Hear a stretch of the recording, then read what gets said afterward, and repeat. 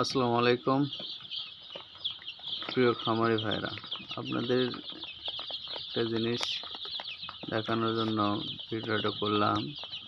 বিশেষ করে যারা নতুন ভাইরা আছে এনাদের জন্য হয়তো উপকারে আসতে পারে। সেটা হচ্ছে একটা বিষয় খেয়াল করে দেখেন, আমার এই হোপারের নিচে যে বাচ্চাগুলো আছে দেখেন সবগুলো এক জায়গায় জড়সড় হয়ে আছে। সবগুলো এক জায়গায় জড়সড় হয়ে আছে মানে এটার আপনার মোটামুটি ঠিক আছে, তারপরেও কিছুটা দেখেন তাপ নিচ্ছে উপরের নিচে যায়। তার মানে এটা হচ্ছে এই উপরে আমার জ্বলতেছে 500 ওয়াট।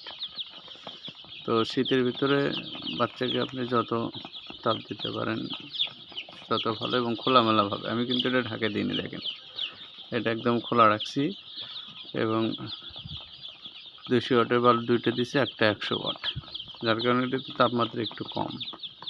এই জন্য বাচ্চাগুলো চাপাচাপি হয়ে আছে। এবং আমি দেখেন দ্বিতীয়টা দেখাচ্ছি, সেটা হচ্ছে এই যে এটা হচ্ছে আমার দ্বিতীয়টা। এটা দেখেন 600 ওয়াট বাতি জ্বলতেছে এবং বাচ্চাগুলো চতুর্পাশে চিকগাট দিয়ে আছে আর কি। হোপারের নিচে খুবই কম, দেখেন এই যে হোপারের নিচে খুব কম বাচ্চাই আছে এবং চতুর্পাশে দিয়ে মানে সব জায়গায় সমানভাবে আছে আর কি। এটা হচ্ছে মানে 600 ওয়াট জ্বলতেছে বলে এটা হচ্ছে আপনার তাপমাত্রা সঠিক আছে। হ্যাঁ, তাপমাত্রাটা একদম সঠিক আছে, যার কারণে বাচ্চাগুলো অনায়াসেই সব জায়গায় ভালোভাবে আছে আর কি।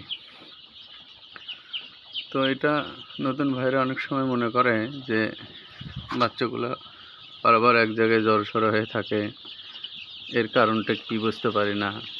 এই জন্য আপনাদেরকে বলছি, শীতের মধ্যে আপনারা বাচ্চাকে অবশ্যই সঠিক তাপমাত্রায় রাখবেন। বাচ্চার মর্টালিটি কম হবে, গ্রোথ ভালো হবে এবং বাচ্চাগুলো খুব চঞ্চল থাকবে। এটা আমার আজকে এই চিকগাটের ভিতরে আপনার 6 দিন বয়স হলো। আমি আগামীকালকে এটার জায়গা একটু বৃদ্ধি করে দেবো, একটু চাপাচাপি মনে হচ্ছে, যার কারণে আগামীকালকে আমি এই জায়গাটা বৃদ্ধি করে দেবো। আরেকটা বিষয় দেখাচ্ছি, আমার তৃতীয়, এই যে দেখেন এটাতে 400 ওয়াট জ্বলতেছে।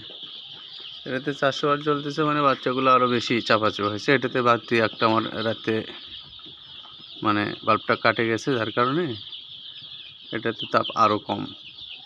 এই যে এটাতে আমি এখন একটা ওই কাটা বাল্ব চেঞ্জ করে দিয়ে তাপটা বাড়াই দেবো, ইনশাল্লাহ ঠিক হয়ে যাবে। তো নতুন ভাইদের জন্য এইটুকুই আমি বলতেছি যে অবশ্যই আপনারা বোর্ডিংয়ে সঠিক তাপ ব্যবহার করবেন, তাহলে আপনার বাচ্চাগুলো সবসময় ঠিক থাকবে ইনশাল্লাহ। তো আমার জন্য সবাই দোয়া করবেন, আপনাদের জন্য দোয়া রাখলাম। সবাই ভালো থাকবেন, সুস্থ থাকবেন। আসসালামু আলাইকুম।